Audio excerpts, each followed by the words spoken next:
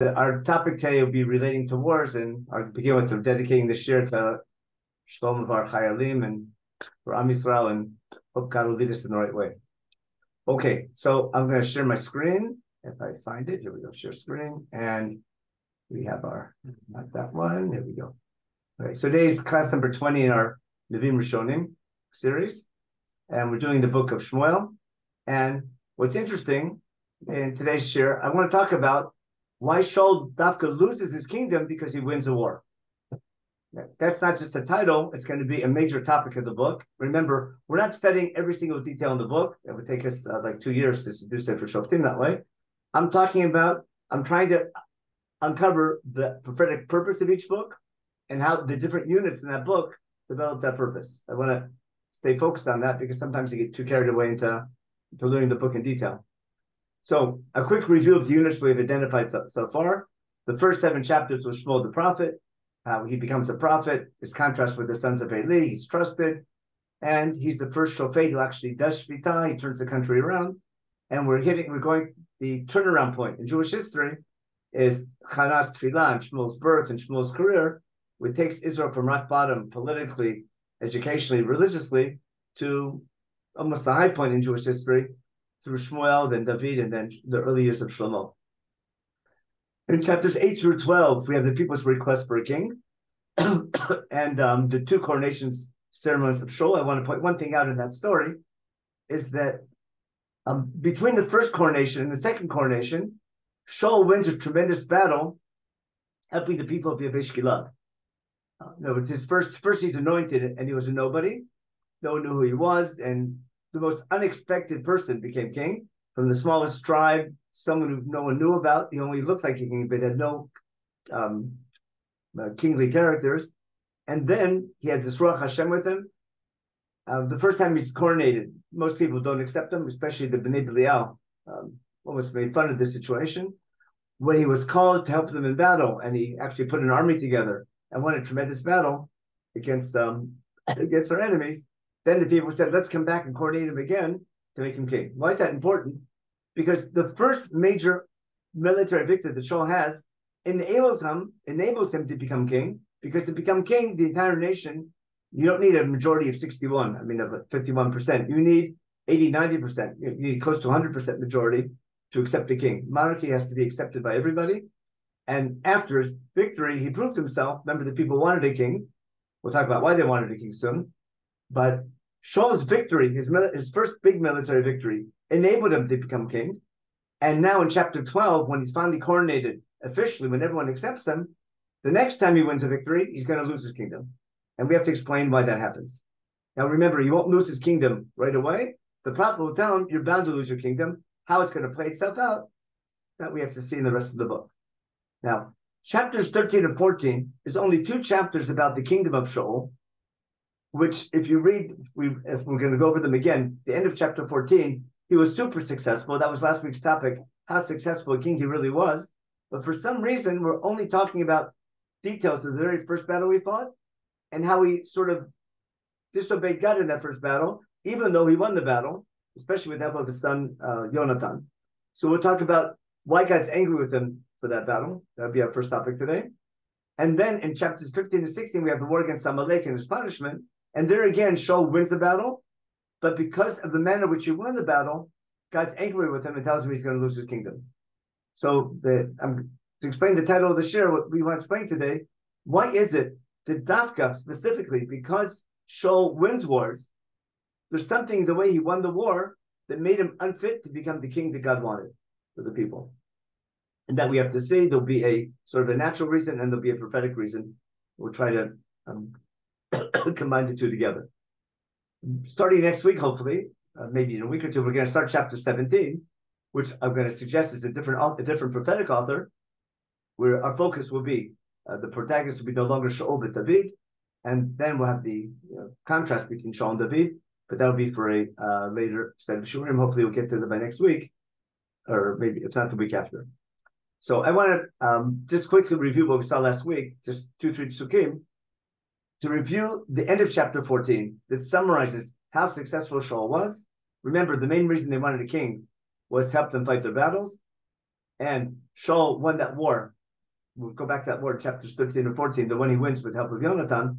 But we win the battle, and the Philistines go back. We don't totally wipe the Philistines out, but we stop them from infiltrating the mountain range. So we reach a certain level of success against the Philistines. And then Shaul took over the kingdom, and then we did almost a 360 around Israel by he was able to capture and defeat his enemies around him. We'll need this pasuk to explain the war with Amalek soon. Okay? He fought Moab, that's to the east, and Bnei Ammon, that's basically Jordan, Moab. Edom is southern part of Jordan, Saudi Arabia today. Malchet Sava, that's going to be Syria. Plishtim, the area of Gaza, of course, and the coastal plain, all the way up to Tel Aviv and Ashdod and Ashkelon. And everywhere he went, he was successful. And he basically defeated them. And then finally, he gets an army together and defeats Amalek to the south, and he saved Israel from the people who attacked them. So we see a tremendous success of Shaul. That's exactly what they look for. But despite his success, he loses his kingdom. And that's what we want to explain today. What was it about Shaul? Why does he lose his kingdom? Specifically because he won all these battles. And remember, that's the reason why they wanted a king. So what are the two times that Shaul loses his kingdom? In chapter 13. And listen why he loses his kingdom, if we listen to the Navi. In chapter 13, he loses his kingdom because he brings the Korban. Can you imagine how terrible that is? Shmuel told him to wait 7 days, and he waits six days and 23 hours. And what's he do wrong? He brings the Korban. Tap them because they're about to go into battle to turn to God. And because of that, he loses his kingdom. And then in chapter 15, the famous battle with Amalek, so he was told to kill Amalek and Lachrim and we'll see what Lachrim means. Everything that belonged to Amalek. And what does he do wrong? We'll see later whether he knew he really knew it was wrong or he thought it was right. He takes animals that they took from Amalek and dedicates them to God as korbanot. And for bringing again korbanot, God gets super angry and he loses his kingdom. And again, for not killing a God, we have to see what was wrong with that as well. So that's why I put lots of question marks. Why, of all things, is that it's because of those tiny little things going wrong, which seems to be almost shogeg. It doesn't seem to be something even intentional. It seems to be almost accidental. Unintentional. What's he doing wrong? He's bringing korbanot. And he has every good reason to think what he's doing is right.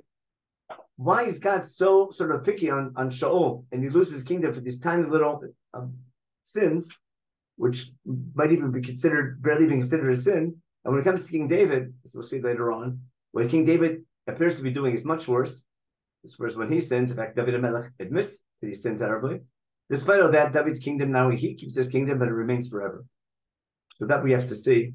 That's going to be what I want to claim is, and that's what I'm spending time on the introduction. That's going to be one of the underlying reasons for the book.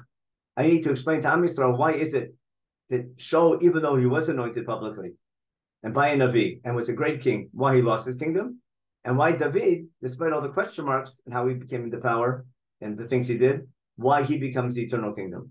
So that's the prophetic issue, which I want to claim our book of Shmuel deals with, and it deals with it by quoting different unique sections from earlier Nevi'im and putting together in the book that we call Sefer Shmuel. Now, I'm going to go back to chapter 13 and quickly talk about the first battle that Shaul fights after he's anointed. Remember, he's anointed in chapter 12 after he wins the battle, helping the people of Yabesh Gilad. That was a great victory. Then they coronate him in public, and we have the rain during harvest season, which is a sign that the kingdom is something good, but the wrong time it might be bad, but it's got great potential. And Shmuel reminds the people that he'll be with them and simply, you might have asked for the wrong reasons, but there's something good about having a king. God wants you to be a nation. And if you continue to follow God and listen to Navi as well as listening to the king, then the king can be successful. If you disobey God, your king won't be able to help you. Now, the first line of chapter 13, we'll go back to this probably another time when we deal with the book as a whole. There must be a number missing here. We talked about this last week. Ben Shana Shaul B'Machol. There's a word here missing, probably, his age. Why our prophetic author intentionally takes that out, we have to discuss. But what I'm assuming is our author, Sefer Shmuel, is purposely living out his age so the reader says, what's going on here? Something's missing in Shaul's kingdom. And then when you do the calculate the years, he had to be king for way more than 2 years. So his actual age is missing, and the amount of years he reigned for is missing, or definitely shortened or truncated. And that intentional omission is going to be making a message, is going to making a prophetic point about the kingdom of Shaul. Now, Shaul takes 3,000 men with him. The first time we have a standing army. And there was Shaul, another 2,000 in Michmas. Maybe if I have time, maybe later I'll take out a map and show you where these places are. But in a nutshell, if you've been to Israel, a little north of Yerushalayim in the area of Binyamin, the area between, a little south of Shiloh, but near Michmas is a settlement today, near Beit El, near Ofra, basically to the east of Ramallah, but it's the hills of Binyamin, and basically in the middle of Israel, in the middle of the mountain range. What's important to understand here geographically is that the Plishtim have infiltrated into the mountain range. They're not on the top of Hari Yehuda by Hebron. That's a little bit higher up, and Yehuda has a stronger army, a stronger people. And they're not in the hills of Ephraim, even though they already defeated Shiloh and took the Aron, but in the war that Shaul won afterwards, he was able to push them back. But now they're infiltrating in the middle of the mountain range. If you basically, they came up from where Highway 443 goes up from Latrun to Givat Zev and Ma'ale Beit Horon, etc., taking to the area of Ramot.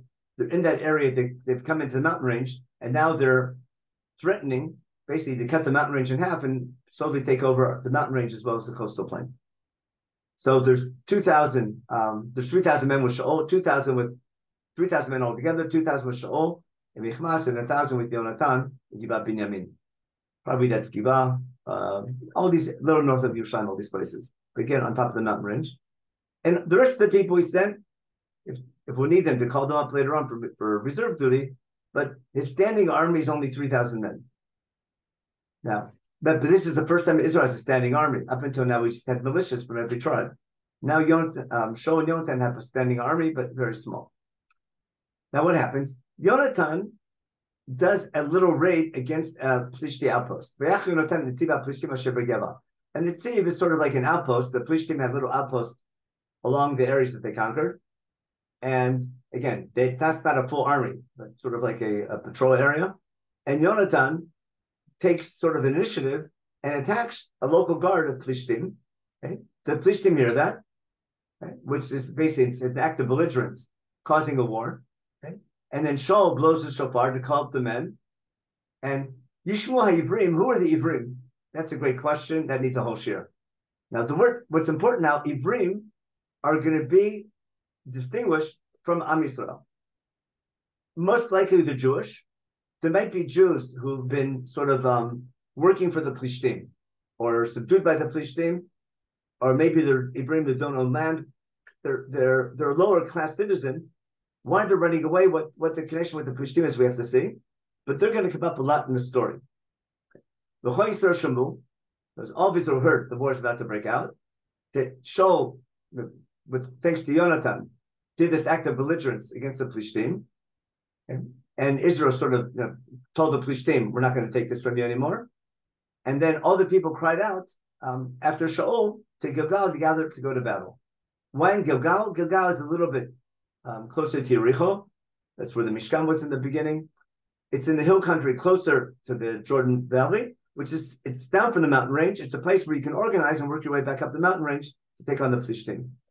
Okay.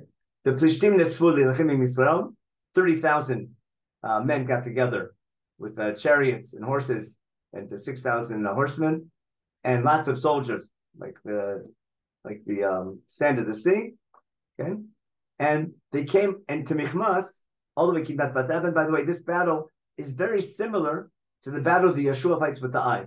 Midbar Beit Aven is where the battle of the eye was, and basically it's on the slopes of the mountains going from Ramallah or the area of Beit El today, going down towards Yericho. Remember, it's basically Highway 3 today in Israel.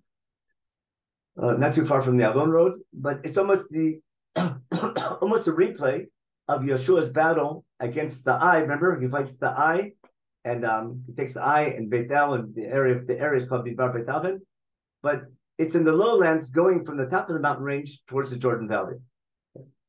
Now, Ish Yisrael Kitzarlo, Ish probably means the men of Israel, that the fighting men of Israel saw that things were getting rough. It looked really bad, the battle. The odds were against us. And the people started hiding. Where did they hide? They started hiding in the Ma'arot, in little caves. If you know the area, there's plenty of places, caves you can hide in, and behind rocks, basically in pits. Basically, if you know the terrain in Midbar Yehuda, there's a lot of good places you can hide out. Remember, Yeshua put two big ambushes when he fought the eye. So there's places that you can hide out because there's lots of hills and valleys, a lot of dry land, a lot of small little caves. It's not like it's Engedi has something similar, but it's much farther south. But it's still the area of Midbar Yehuda. Okay. The Ivrim, who were called upon before, they're running away. They crossed the Jordan, the Transjordan, to where Jordan is today, the land of where Gad and Reuven are, Gad and Gilad. And Shaul is still in Gilgal, waiting for what to do. Okay, all the people who came down to battle, some people ran away. The people who stayed loyal to Shaul came with Shaul in Gilgal, and they're waiting. Now, there's a detail that's missing here that we only heard about back in chapter 10 in a very obscure way. We have to go back to there in a minute. But to fill in the background, God had told Shmuel to tell Shaul, even though you're anointed and you can do whatever you think is right, there's one exception. The first time you go to battle, before you go to battle, wait 7 days for the Navi to come to bring a korban. So Shaul waited those 7 days, the time that Shmuel had set, wait 7 days before you go into battle. So Shmuel can come and bring a korban to start the battle. And Shmuel didn't come as expected. And the people start running away because the Plishtim are getting closer and closer. We're waiting and waiting. And they're afraid that Shaul doesn't want to attack at all. And he's losing his people. He's losing his army. And it's all falling apart. And Shaul has to do something. And therefore, Shaul can't wait anymore. He wants to go to battle. He knows he needs to bring a sacrifice to God before he goes to battle. And Shaul says, bring me a korban, bring me an olan shlamim, like an offer to God. And he brings an olan, he brings a burnt offering to God. And as soon as he brings the burnt offering, guess who shows up? Shmuel shows up a half an hour before Shkia. Except he had to wait just a little bit longer. And when he finishes bringing the korban, and then Shmuel comes, and Shaul comes to meet him, to bless him. This is going to happen again with Amalek. That when Shmuel comes to rebuke Shaul for his behavior, Shaul thinks he's coming in a positive way and comes out to meet him to bless him. Shmuel says, what did you do? You were supposed to wait for me. And Shmuel was sure he did the right thing. Shaul, I see the people were running away from me. You didn't come. I waited and waited and waited. You said 7 days. I waited 6 days and 23 hours. I waited, which I thought was long enough. And the Plishtim are about to attack us. And I have to bring a korban. The Plishtim are about to come to me and attack me. I need to fight them. I can't go and, remember, I have to beseech God. I need to bring a korban to God, to pray to him, to win the battle. But I waited as long as I could, but I couldn't wait anymore. And I brought the Olah. Basically, Shaul was sure he did the right thing. And you almost feel sorry for him, like he did the right thing. Shaul, niskalta, what you did was foolish. Okay? Lo shamarta et mitzvat Hashem alecha shirtzvach. Okay? No, you didn't fulfill God's command the right way. Now, up until now, God had planned for your kingdom to be forever. And now, because of what you did, your kingdom won't be forever. God's going to look for someone like his heart, and he'll be the leader of Israel because you didn't listen to what God's command was. Now, anyone judging this, I'll go to the chat in a minute, anyone judging this has to be baffled. What is so bad about what Shaul did? It seems like God almost like decided ahead of time, he's finished before he started, and he's looking for a little excuse. What do you want from him? He meant well. His intentions were great. Why is the Navi, and hence God, why are they so angry with Shaul not waiting just another half hour for the king? And he had every good intention. Let me check the chat real fast and see if anyone answered. Okay, let me check right now. I have to go to the airport. Okay, fine. Okay, Shaul went again. went against God's instructions. So we have to see what he did wrong. Okay, why is Jonathan collateral damage to what? Okay, why Jonathan, who seems to be a great leader here, why he seems to be the better king? Why did he lose his kingdom to David? We'll have to deal with that question as well. Already. So, anyone want to suggest the reason of what Shaul might have done wrong? What's so bad about bringing the Korban? He reacted to the people's fear, not to the command. Okay, it seems like the classic answer, I know what Rabbi, most commentators say, and what's usually thought, is that he's always listening to the people. In other words, instead of making his own decisions, he tells the people maybe did it. Which again, that's a leadership issue. I'm looking for a prophetic issue. So, okay, someone said Shmuel didn't want him in the first place. Okay, but Shmuel didn't want a kingdom in the first place. But this is it's not Shmuel's decision. It's God's decision. I'm asking from God's point of view. Shmuel is simply God's spokesperson. First of all, there were two things he did wrong. First of all, you don't give. First of all, he was told to kill and destroy everything. So he went against those instructions. You can't give a sacrifice to something you don't own. You can't steal something or take possession of somebody else's thing and use that for your sacrifice. So that was completely wrong. It was an invalid sacrifice, and there's no place at all written in the Pshat that the people told him. Okay, so again, the people telling you what to do is one thing, but you're talking about, I think, the war with Amalek. I'm talking about the first battle here. He didn't steal the korban. That was a legal korban. He didn't take anyone else's animal from the enemy. He was told to destroy everything. Where? In this first battle? Yeah, he wasn't supposed to give anything that wasn't his. No. We're talking about, you're talking about the war against Amalek. We're not there yet. That's exactly the point I'm trying to make. This is way before Amalek. This is the very first battle he fights as the accepted king. His very first battle he fights as the accepted king. When Israel, big enemies of Plishtim, everyone's running away. He's been tremendous. He's been patient like crazy, waiting 7 days. He wants to fight.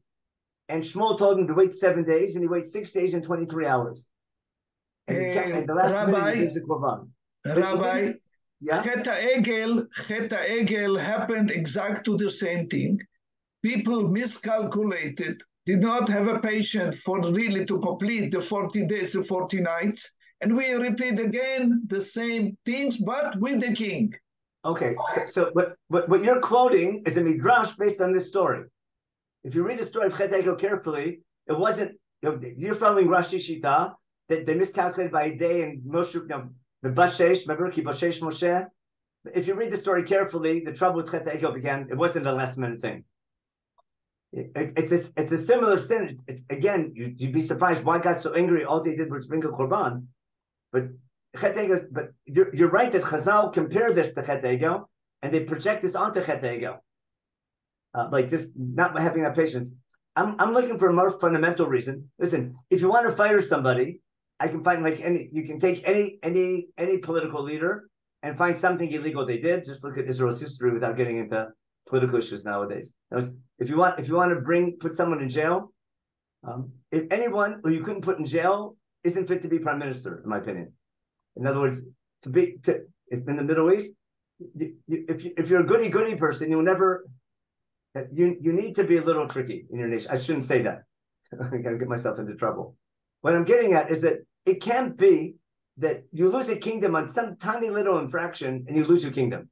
It seems like someone said, it looks like it was a done deal. No matter what he did, he would have done something wrong. I want to go in a different direction. I don't know if she says something more fundamental. My claim is that Shaul's problem is he's Bezdin and not Shogeg. Shaul is sure he's doing the right thing. It's not he made a mistake. Shaul is sure that he's right and the Navi's wrong. What do I mean?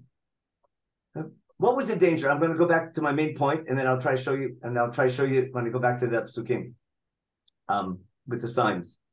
What happened? I need a king who's going to lead. Now, why was Shmuel worried about a king? Because up until now, whenever things were bad, who did they turn to? They turned to God. and God was the one who saved them. Now, the people think they don't want to do that. They want to depend on themselves. They don't want to be dependent on God. And they said, we want a king who's going to fight our battles. We don't want to have to say Tehillim and fast and do all this Shuvah stuff. We want to be a normal country like everybody else with a king, with an army. We can fight our own battles. We don't want to be dependent on God. Maybe it'll be our religion, but we don't want that total dependence on God. And Shmuel's saying that's terrible, because if you don't want that dependence, you're going to follow other gods instead, or you're not going to be dedicated properly to God. He'll have to punish you, and then God won't be able to help you because you're not worthy of his help. But God says, give him a king anyhow. So from the Navi's point of view, the worst thing that could happen is a successful king. I'll say that again. If Shaul was a successful military leader and won all of his battles without any help, without any divine help, it would prove that the people were right. I hope my point's clear. Shmuel's whole point is you need God to win your battles, and God has to be with you. If Shaul was a natural king and won his battles in natural means, it would only prove to the people that the people were right and Shmuel was wrong. But I do need a king. What's the solution? I need a king who fights the battles, who is successful, but who's able to dedicate his victory to God. In other words, I need a king who's going to write Tehillim, if you see where we're going. I need a king who's going to be a somebody, who thinks he's a nobody. We'll see what I mean in a minute. I need a king who's going to win a war, but in his victory, he'll feel as though, and he'll show the people that the war was God's victory. He will acknowledge where the power came from. Yeah, acknowledge and do something symbolic to show that's all coming from God. The same as Moses made with the rock. Exactly, but it's like what do you call it? Moshe holding up his mateh when they're fighting Amalek, and then they win. We need a king, and we need a king who's going to fight battles in natural ways. But as you fight your battle with your army, you need to do something symbolic to show the people that it's God's victory and not my victory. Now that's really difficult for a political leader. It's really difficult to be a great political military leader and give the credit to somebody else. To this day, even religious people, it's hard for them. Now, some people, Baruch Hashem, are able to do that. But to solve the problem of God wants a king, but a king that won't lead them away from God, or away them from the need of God. But remember what God said, I need a king because I want them to be a nation. So they can't lose their battles all the time. If the only way people come close to God is by losing battles and praying, and finding God in a foxhole, that you'll never be a nation that way. But if I have a king who's going to win the battles, we have a strong army, the people won't need God and they'll leave God. That won't be good either. I need a king who, on the one hand, has tremendous success in battle, but knows how to attribute his military victory to God. And therefore, in the very first battle, we're going to read this now in chapter 7. The very first battle, back in chapter 10, when he's first anointed, the very first battle, almost like giving like when you mafresh challah, the first you're making all the bread, but the very first piece of challah you take and dedicate to God to show that even though you're making the whole thing, it's though everything's from God. I need to do something symbolic in the very first battle to show that God's behind it. Very similar to the battle of Yericho. Remember? When we come into the land, the first battle against Yericho, everything's cherem, everything's for God. But I do something, but I'm waiting 7 days. Remember when we take Yericho?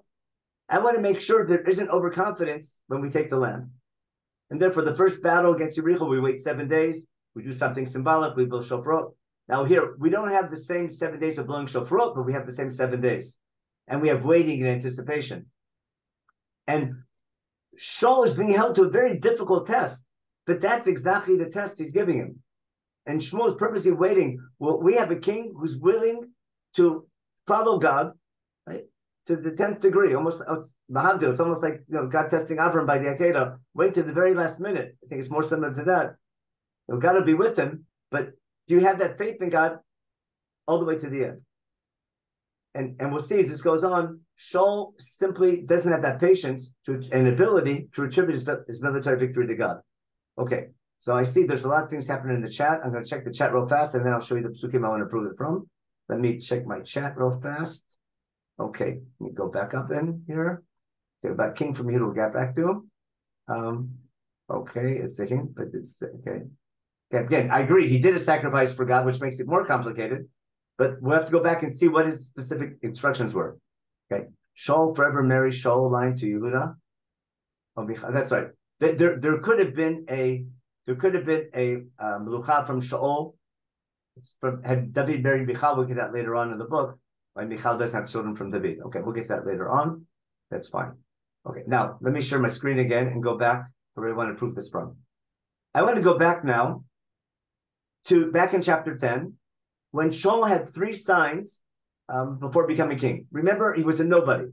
And there's no doubt God is trying to show the people that the king you're getting is the last person you would think to become king. Remember, from the smallest tribe, no one ever knew who he was. No military, no nothing. And he becomes a whole new person. And all the signs are for Shaul, for himself, and also for the people. Remember, Agam Shaul ben Nevi'im. It has to be so almost a miraculous turnaround of leadership to show that this kingdom is from God. So we have the 3 signs, okay? And we'll just start with the last sign. After the 2 signs of Kever Rachel and Beit El, then he'll go to Givat Elohim, where we meet where there's Nisivei Plishtim. Remember, that's where the Plishtim already have an outpost already in the area. And when you get there, okay, you'll meet some Nevi'im, some people guiding people in the service of God, and they're coming with their musical instruments, and they're trying to become close to God, understanding of whatever Nabi means. We'll leave that for now. And when you meet them, you'll have, you'll get into it, you'll be inspired by them, and you'll join them in their nevuah. Then you'll be a different person. And that's the key thing. Everyone has to see, and then when all these things happen, then you'll know that God's with you. And we'll see the people, everyone's going to say, I remember Agam Shaul ben Nevi'im, Rubiam was an idiom later, that people say that a whole new personality took over Shaul. But here's our important point. Pasuk Zayin, verse 7 in chapter 10. Vayaki tavona chototei, when all these signs come upon you, they come true. Asei lecha asher timsal yadecha kinimach. That's a sign God's with you, and then you're on your own. In other words, you have to do what you think is right. You need to take leadership. God will be with you. Remember what Yaakov's going to say in this week's parsha? And God tells him, I'll be with you. You need to take action, but I'll be with you. I'll help you. But Pasachet, without the story in chapter 13, would be hard to understand. But now, in light of chapter 13, Pasachet will make sense. Even though do whatever you want, one exception. Pasachet. You see this? When the signs come true, do whatever you think is right. God will be with you. But with one exception. Yerata lefanei Gilgal. Before we'll see based on chapter 13. The first battle will be from the Gilgal. You'll go down and before me to the Gilgal to get the army together. I'm going to come. Shmuel's telling you, Shaul, I'm going to come there to meet you. La'alot olot lizbach zivchei shlamim. Again, olot and zebach to bring korbanot. It's also for the people to eat, but olot and shlamim, like at Har Sinai. We're going to bring korbanot to show the people that this is all from God. Shivat yamim tochel ad boilecha. Wait for me 7 days until I come. And bodati lechat asher taseh. Then I'll give you the battle plan. What Shmuel wanted was Shaul's very first battle as a king, the accepted king over all of Israel, after he's anointed in chapter 12, unanimously by the people. And he's the official king and everyone accepts him. He's going to have a major battle against the Plishtim. That's their arch enemy at the time. It has to be clear to the people that the first battle is not due to Shaul's great military expertise, but rather all thanks to God. And therefore, we're going to wait till things are almost lost. The army's going to scatter, but at the last minute, Shmuel's going to come. Shmuel and Shaul are going to bring a korban. The people will see the korban. There'll be a big celebration. Then they'll go to battle, and then they'll win. That's what God wanted. And Shaul didn't have patience to wait. Right? It's this pasuk. I'll read it again. In pasuk that clearly chapter 13 is relating to. Right? Even though do whatever you think is right, one exception, one extreme exception, but the whole point is the extreme exception. That's exactly the point. It's got to be something extreme that people are asking, what's going on? Everyone's waiting. How come you're not fighting? Shaul is supposed to say, I'm waiting for Shmuel. I'm waiting for Shmuel. We're waiting for Shmuel. And he doesn't wait for Shmuel. Okay? Because Shmuel says, I'm going to come and meet you there. Wait for me. A full 7 days till I come to you to bring a lot of shlamim, and I'll tell you what to do. Now, Shaul was sure, okay, didn't come, but he brings a lot of shlamim on his own. But he didn't wait like he was told. And then, sure enough, when he went, right, God gave Shaul a whole new heart, and all the signs came true, and then the story continues. He becomes king. He wins. Remember, there's 2 coronation ceremonies with the war in between. And this pasuk only is fulfilled, and this pasuk over here is only fulfilled in chapter 13. But this is the background to why he loses his kingdom. Now, I agree that's very harsh, but again, the purpose of this book is to show you the difference between David and Shaul.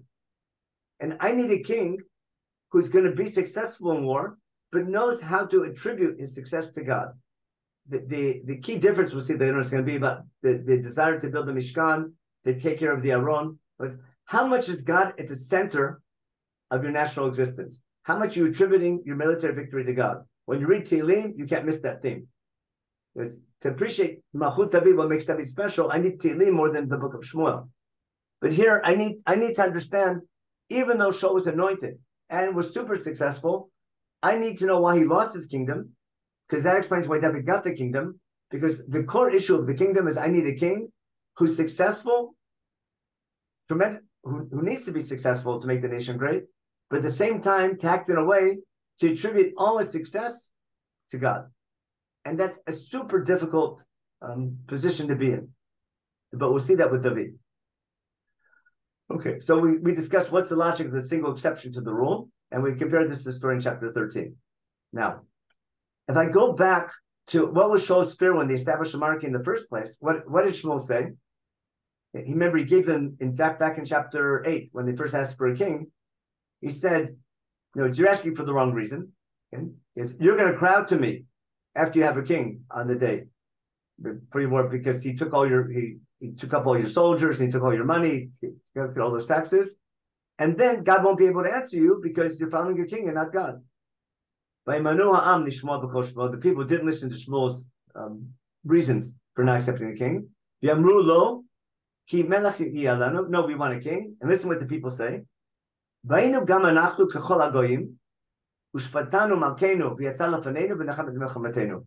want a king to fight our battles. We don't want to be dependent on God. It's this issue which I think is key.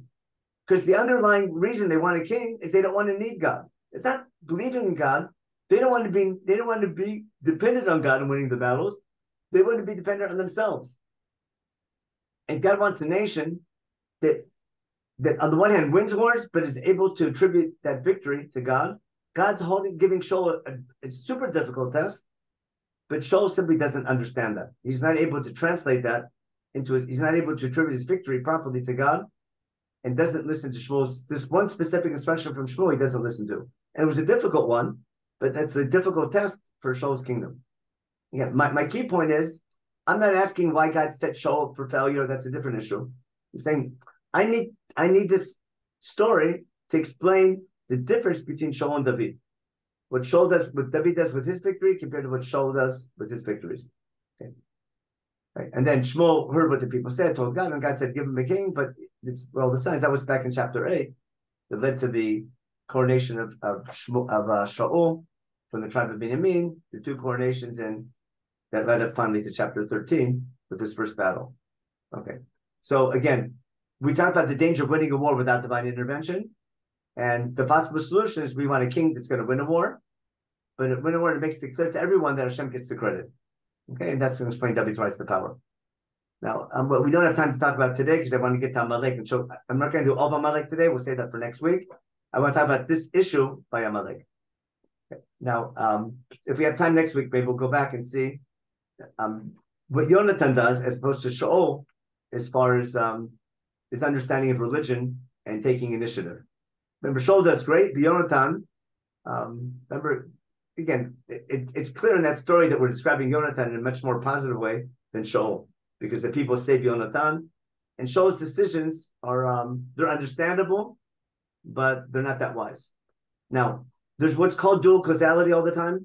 I agree that there's political reasons why Shaul can lose his kingdom.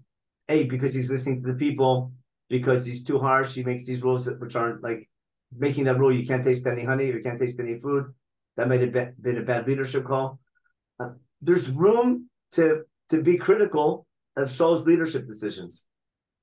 But then again, then comes up the question, why punish Yonatan? Let Yonatan take over. And I agree that Shaul, it's a setup to fail, to understand David. But my point is, why is our book of Shmuel highlighting this specific fault of Shaul for losing his kingdom? In my opinion, is to build up David. And I'm going back to my key theme throughout the series. I'm looking for a prophetic purpose of each book to explain the details of the book, especially those details which seem really strange when you read it as a history book. When I read this as a chronicle of here's what happened in Jewish history, why is God so picky on Shaul and so lenient on David? This doesn't make sense. And why is God giving Shaul such a difficult test? Leave him alone. But I need to understand what's the essence of a Jewish king and what makes Malchut David's kingdom special, and what's expected from the king of Israel, and that issue of the need to have a king on the one hand, but a king that's able to attribute his victory to God, that might be, that's the key prophetic point. And therefore, even though Shaul was a great king, this book is only talking about why he lost his kingdom, and the two stories of losing his kingdom, where he doesn't know how to attribute a battle to God properly, even though he's bringing korbanot, but again, we'll see, that's not the way you attribute something to God. And even Cain didn't understand that message. Goes back to what the purpose of korbanot are in Tanakh in general. Now, I only have like 10 minutes to do the Amalek. Again, we can't do all of Amalek. Next week we'll talk about what's so bad about Amalek and the war against Amalek and the mitzvah in general. Today, I simply want to talk about why God is angry with Shaul with Amalek. So before I start, now you can tell me all the answers you've heard before. Let me check the chat real fast. Shmuel did not want to live. Okay, so we'll see later on. That's a good point. We'll see later on that Shmuel later on actually wants Shaul to come. Shmuel seems to want Shaul to remain king. In other words, God's telling Shmuel not to. Once Shaul finally became king, Shmuel very much wants him to keep with his kingdom. He's very distraught when God tells him to pick somebody else. We'll talk about that later on. But what I want to do now first is tell me the classic reasons of what did Shaul do that was so bad in fighting Amalek? What was his terrible sin? Just want to review what you remember learning, because everyone studies that topic is much more popular. And I think Noreen gave the answer already for one classic answer. Remember what Noreen said? That he brought korbanot from things that he wasn't supposed to bring a korban from. Also, he wasn't supposed to bring korbanot at all, and by feeling sorry for the good animals, he was pretty much doing what Amalek. You kill the weak, you kill the weak, and you spare the strong. That's an Amalek type of a thing. He was acting like Amalek, and he was supposed to kill the kings, not make a public spectacle about killing the king, which would give him the credit and not Hashem the credit. Okay, so we're going to go in that direction in a minute, but most people don't say that. You probably heard that share somewhere from. I want to go with the classic answer. The classic answer is he doesn't what? He leaves Agag alive, right? And he doesn't kill all the animals. He doesn't kill all the animals. We're going to go back to that pasuk in a minute. Any other reasons you remember? He listens to the people when Shmuel comes to talk to him about what's going on here. I listen to the people, and the people made me do it. Exactly. That's the answer I wanted. That's the right answer I wanted to hear, which I'm not going to say is wrong, but I'm going to say it's not sufficient for our book. In other words, that's possibly that might be a political leadership issue, but that's not the main issue in our book. I want to go back and show you, I want to at least try to suggest that the key fault that Shaul has in this battle is who the victory is attributed to. Now, taking the booty from Amalek, it doesn't say that explicitly in Chumash, does it? If I'm not mistaken, this says there's a war against Amalek for all generations. The details of taking the shalal from Amalek are not explicit. They're explicit in this battle. Later, David, when he fights Amalek, he takes the shalal and gives it to people in Yehuda. He divides it up. Why he does that, we'll have to discuss when we do Amalek more in detail.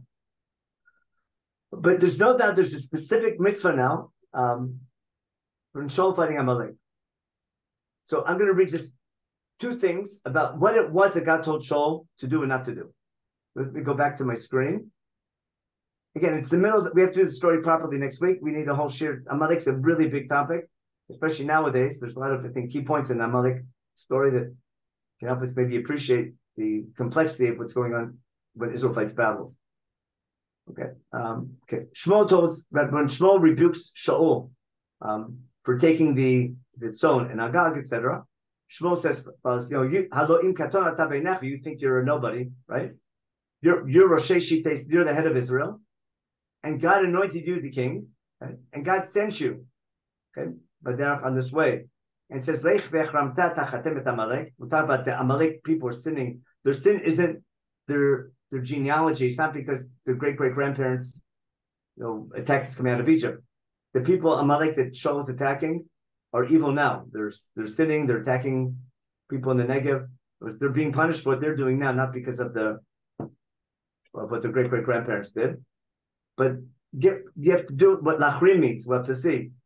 But wipe out or destroy Amalek, these sinning people, and fight them until you finish them off. Okay?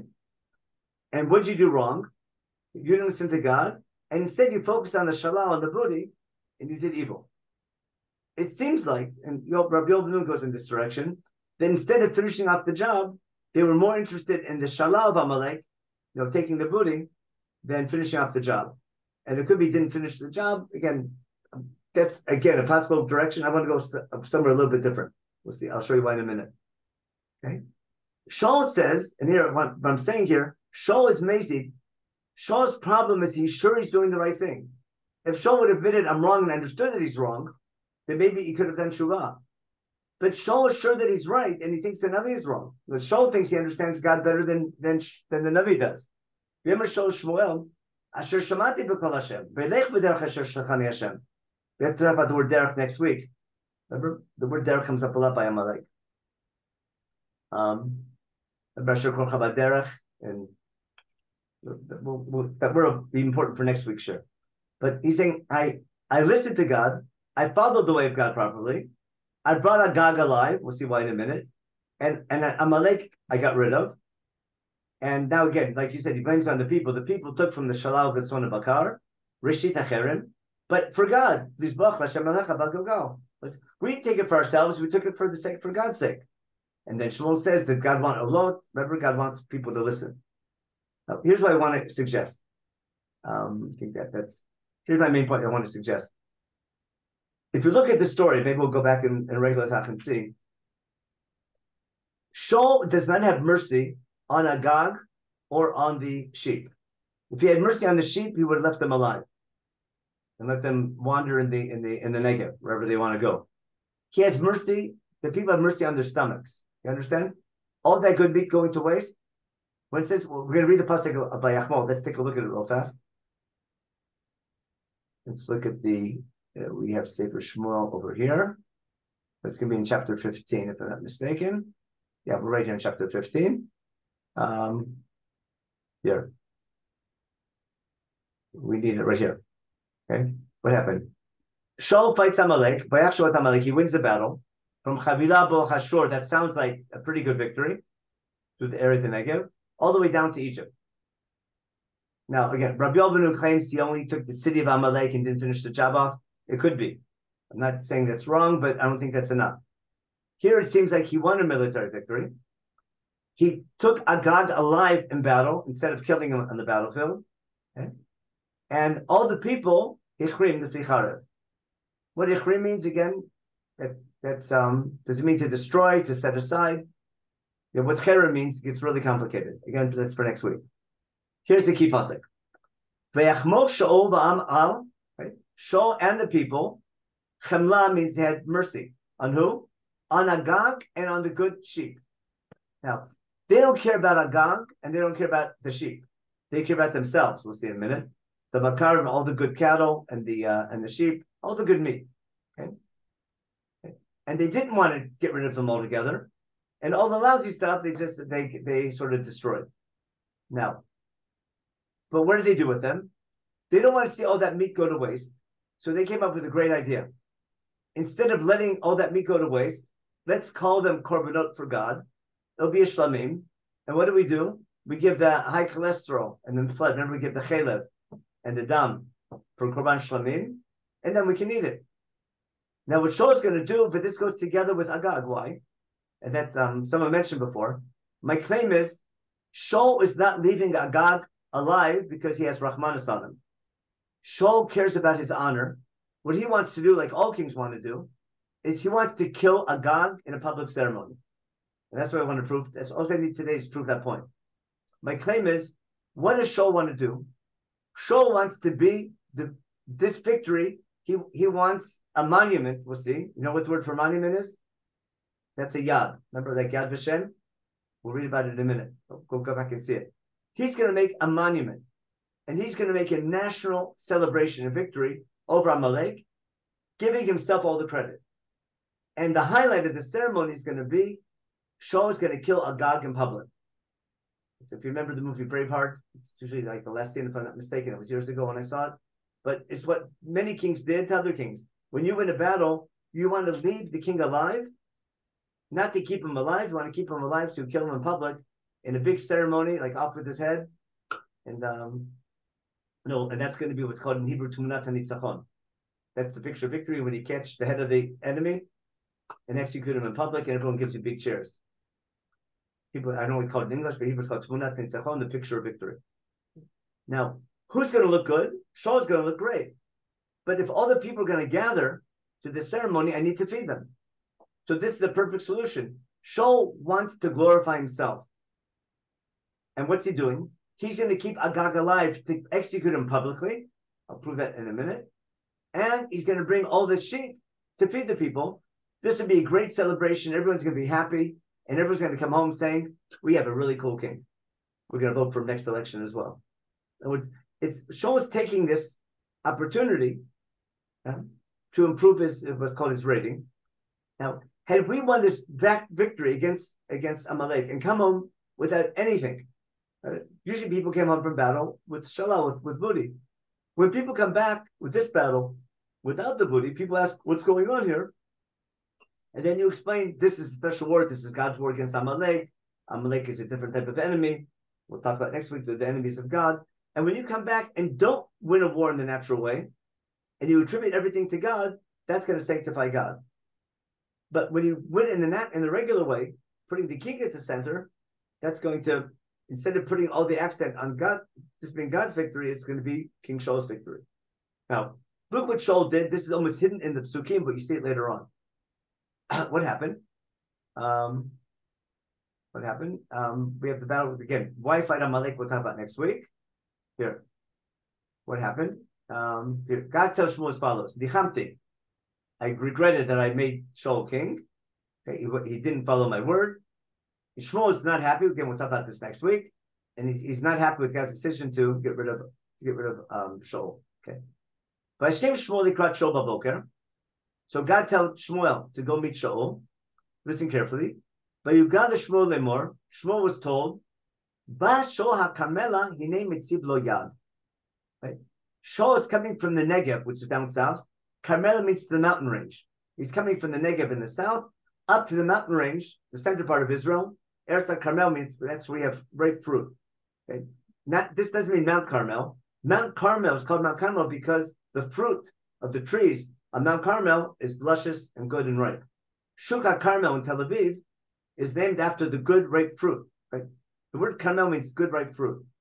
So the area, the mountain range that has the ability to have good fruit trees is called Eretz HaKarmel. There's a city in Yehuda called Carmel. It's a little south of Hebron. So Bashal Carmela as opposed to the Negev.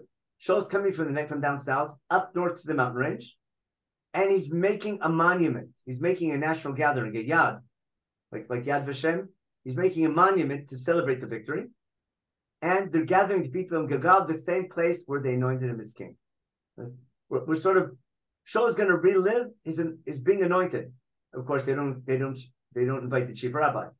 But Shmuel was told the whole nation's gathering with Shaul for a big party, a big celebration, again, back in Gilgal, our place of national celebration. And the Shmuel comes to Shaul and tells him what he called. And again, by Shmuel el Shaul, okay, Shaul beats him like before, and he says, Baruch atah Hashem, Akimoti Dvar Hashem. He sure he did the right thing. And my point is, Shaul's problem is he thinks he's right. He's amazing, and he thinks he's doing the right thing. He doesn't.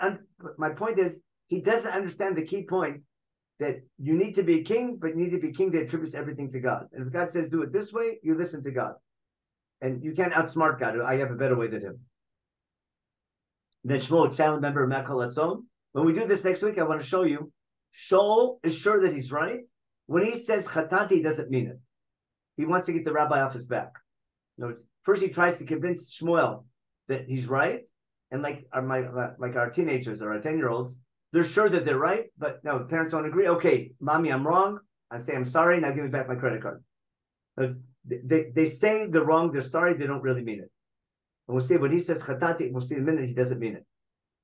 Now, for the last minute, again, we have to do this next week properly. I just want to show you my key point. God knows he's a dead man. Because how does Shmuel at the end of the story do damage control? What does he do? Shmuel, in the end, comes back to the celebration. Remember, because Shaul begs him not to leave because it'll be embarrassing for him. In fact, look what he says. Shaul tells Shmuel, I'm sorry, Rabbi, I sinned. Listen, Ata kabdeni na neged zignei ami v'neged Yisrael. It's honor me in front of the people, the elders of Israel and the whole nation. The elders of Israel, the whole nation is gathered. If Shmuel walks out in public, Shaul will look really bad. Shaul is worried about his kavod, about his honor. And if Shmuel would leave now, it would be disastrous for his image. And he begs him, come and stay. Shmuel actually listens to him and returns. Okay? And Shaul bows down to God. But instead of Shaul killing Agag publicly, what happens? Shmuel says, Agishu alai Agag, bring me Agag. Right? And Agag comes to him. And what does Agag say? Achen san mar hamavet. Means, indeed, what does he see? Shmuel is coming to execute him instead of Shaul. Agag was assuming he's going to be executed in public by his counterpart, by Shaul. And basically, he's a better general than I am. And that would be very embarrassing, a terrible way for Agag to die. Now he's being killed by a Navi. Means I'm being killed for religious issues or for moral issues that he knows he's a bad guy. He knows he's stealing from people. He knows he's evil. And the bitterness of death, being killed by a rabbi, as opposed to being killed by your fellow military commander. I'm not being killed because I was a bad military leader. I'm being killed because I'm an evil person. So I see from here, at least this way I understand it, when Agag says, Achet Sam Mahar Mavet, it means he's assumed already that he's going to die. He was assuming that Shaul was going to kill him, and that would be the most embarrassing thing for him. And now he's being killed by the rabbi, by the prophet instead, which is, from his point of view, a better type of death. Okay? And then Shmuel says, Kashir Shikla Nashim Chabecha. It's just like your sword caused many women to lose their children, and now my sword is going to cause your mother to lose her child. And Shmuel executes him in public in front of Hashem in Gilgal. So who thinks it's a better type of death? What? Who thinks it's a better type of death to be killed by? Agag does. Agag. Why? My point is, my key point is as follows, and then we'll have to do this properly next week. My point is the reason why Shaul takes Agag alive, he has no Rahmanis on Agag. You follow? He's not leaving him alive to have children to get Haman later on. Right? It's not that he has 20 kids that night, and 2 years later, David's killing hundreds of. There's more Amalekites all over the place. We'll deal with that later on. He's keeping Agag alive to kill him in public. The same reason he's keeping the sheep alive. They're in the same pasuk. The people are Rahmanis, they have Rahmanis on themselves. They keep Agag alive and the sheep alive for the ceremony. And in that ceremony, they have a giant feast, and the big event is going to be executing Agag in public. Shaul was supposed to be the person executing Agag. And he'd get a big standing ovation. Wow, we beat him. Our army's greater than their army. It's called Tmunat HaNitzachon, if you know Israeli culture. We want Tmunat HaNitzachon. When they catch, what's his name? The head of Hamas. That's good. Again, I'm not being critical of that at all. I'm just giving an example. You want what's called Tmunat HaNitzachon, like when they got Bin Laden, we got him. The president's got to be there, we got him. No, I was there watching every minute. I was the chief of, I'm commanding the operation to get bin Laden. You want that? We got him. And what Shaul wanted to do, he wanted to kill Agag publicly in this big ceremony. And that was his key problem, because that was giving all the credit to the king instead of to God. Now, when I want to prove from the story that Agag knows he's a dead man. He wasn't expecting to stay alive. He's not all of a sudden he's being killed like the last minute. He knows he's going to be killed, but instead of being killed by the king, he's being killed by the Navi. And he's being killed for religious crimes, for stealing, and not because he's a bad general. That's why I'm saying the bitterness of death is less because he's being killed by Shmuel, not by Shaul. That was my point. I'm just bringing that to prove why it's not respectful of his status. No, I think it would be more respectful if he's killed by a king. That's my problem. No, my point is he wants to be killed for religious reasons, as opposed he doesn't want to be killed because I was a bad commander. In fact, I don't want to be killed by my military counterpart. I lost for religious reasons, not for military reasons. Okay. It's a question of honor, of honor. It's my whole point is what Shaul says, kabdenina, honor me. Shaul is worried about his kavod, and that's a big problem. David, in the same situation, give all the glory to God. And if God says do something, he'll do something. Shaul knows better than God. He knows better than David. I have a better way of doing it, because at the center, his main consideration is my kingdom. He says his kingdom is he's the only one. His kingdom is so great, only I can become king. No one else can do better. And he doesn't need God. Do you follow? He's not against God. He believes in God, but he's at the center of his kingdom. He doesn't know how to attribute his victory to God. And that's going to be the critical difference in Shaul and David. So in today's show, what I tried to show you was that two tremendous military victories Shaul accomplishes. They're both great military victories. He wins both of them. And what he does wrong is a small technicality, but what he does wrong is mazy, meaning not that he knows he's doing wrong. He thinks he's doing the right thing. Had he misunderstood the Navi, that's one thing. He's sure he knows better than the Navi. He's sure he's right. He's so great. How could I be wrong? I'm this great military leader. Look what I'm doing for the nation. I've turned the nation around. That's why later he won't give in to David at all. He is sure that Israel needs him, and anyone questioning his authority is more is a more malchut. You follow? David is the biggest danger to the Jewish people because Shaul is the greatest asset the Jewish people have.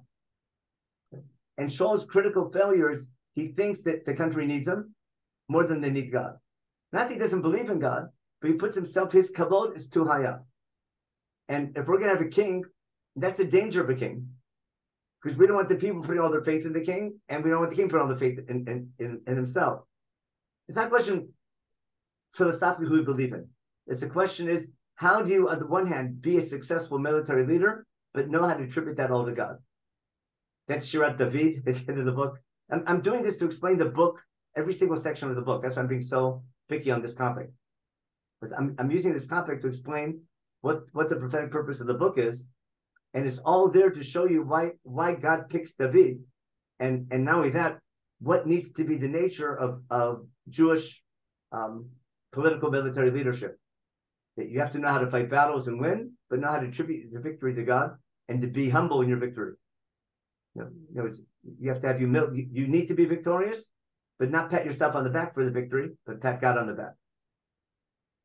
And it's a really hard thing to do. You know that to this day.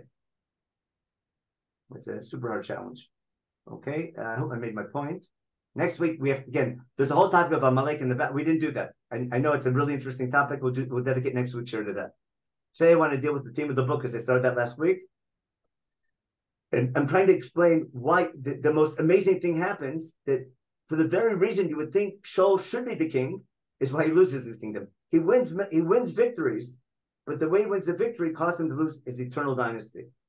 There's a fundamental flaw, and that fundamental flaw is the message of the book about what Malchut Yisrael needs to be, and why God picked Malchut David, because that's the key issue of the book, not the history of what happened, but why God picked David over Shaul, even though it doesn't seem fair.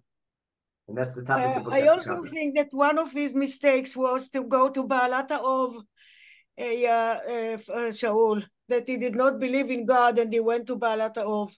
Okay, so we'll deal with that story. I'm going to take what you're saying and we'll flip it around. The irony is he got rid of the oath. I'm going to see that story is going to take his entire life. It's like the classic nightmare dream. You understand what I mean? Yeah. It's where your whole life comes back to you. Everything in your life comes back to you to haunt you at the end. Because we'll also see later it on. looks that the Hamas of today is a descendant of the Amalek. Okay, that's maybe we'll talk about it next week a little bit. I'm purposely staying away from modern day. I'm using analogies just to get the idea across, but I'm not saying anything similar today. Yeah, I'm not. Obviously, we want to win the war, but I'm not saying who's who and who's what. That's a different topic. I'll deal with Amalek next week. I have a question. In Chumash, when you're in a battle and you go into battle with the wrong, well, how can I say the wrong munah? Then isn't God's typical response is to not let you win? I mean, why did God let Shaul win, even though he knows that he's not going in with the proper... Okay, so you're talking about, Marty's question is a fundamental one, about how much do things happen by nature, you follow? So God's behind the battle, but there's still the laws of nature that go. Soldiers can make mistakes. Things can go wrong in a battle. God can help you win or help you lose. But if you have a good army, you can win a battle. What you do with that victory, that's the question. But God helped them win the victory. But what went wrong with the victory was what happened after the battle. You can't. It's not that God knew ahead of time that Shaul wouldn't think him properly. It's that God was hoping that at the end of the victory, they would do the right thing. God helped them win the battle, and they didn't follow up properly with the victory. You should have killed Agag on the battlefield. He kept them alive. But that's not going to be reason for Shaul to lose the battle. He won the battle because he did a good job and God helped them. But who they attributed the victory to? Then God can't have them lose a battle because he knows later on they're not going to attribute the victory to God. God has to help them win the battle so that they can attribute the victory to God. He can get angry when they don't attribute the victory to God properly. But first we have to win the battle. And we can win the battle with God's help, through natural means. The test, listen, to see Kriyat Yam Suf and sing Shirat Hayam, I'll end with this because this is what we're going to end the book with. And the Chazal say this. To see Kriyat Yam Suf and say Shirah, that's easy. Because we're totally passive, God does all the fighting. Hashem yilachem lechem v'atem tacharishun. Okay. To win the battles the way David HaMelech fights, through natural means, and sing Shirat David, that's a much higher level. And that's going to be the Shirat David at the end of the book is critical for the theme of the book. And it's parallel to it's written just like Kriyat Yam Suf. It's what's called like brick, the brick style of a song. And that's going to be one of the key points of the book where I need a military leader who's great, but who knows how to attribute his victory to God, because that's the core issue. That there's an inherent problem of being God's people, being a political entity, winning battles. And to do that, you need an army, and you need to be, you have to fight b'derech hateva, through natural means.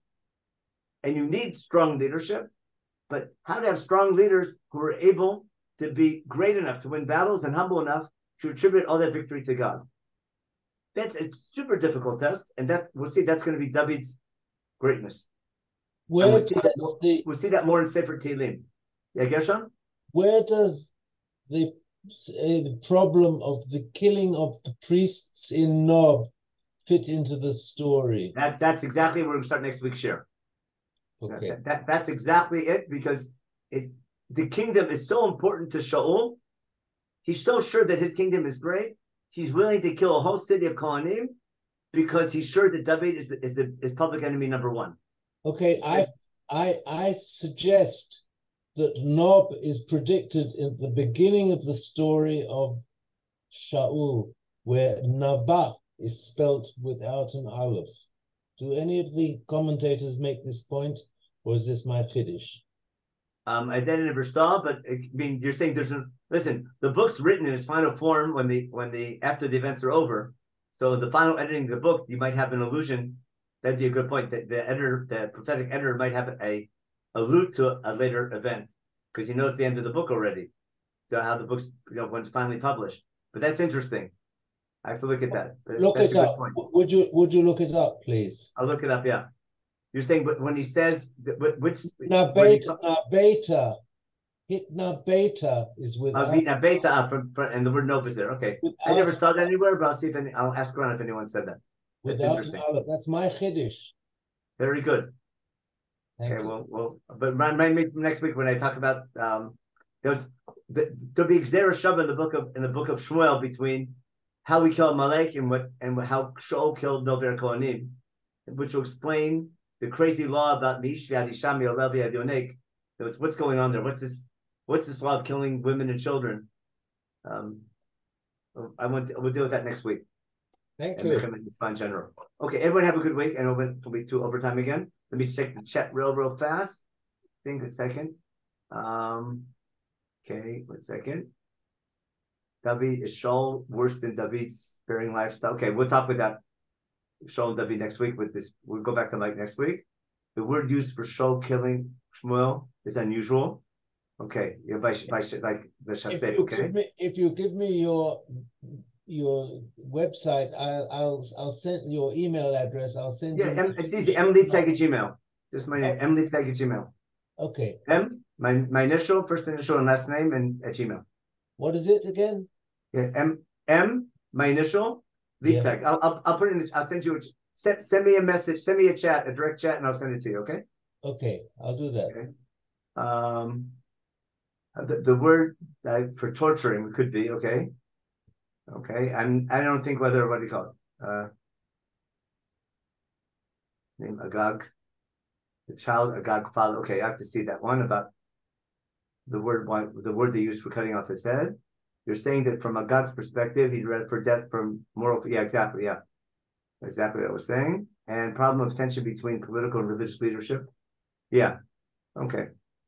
Yeah, there's I'll try as much as possible to do this without becoming modern day issues.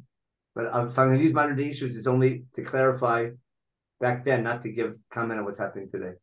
Just okay. So we'll stop here, and next week we pray for a quiet week, and God should help us in our battles, and we should be worthy of God's help. Okay, we'll see you next week.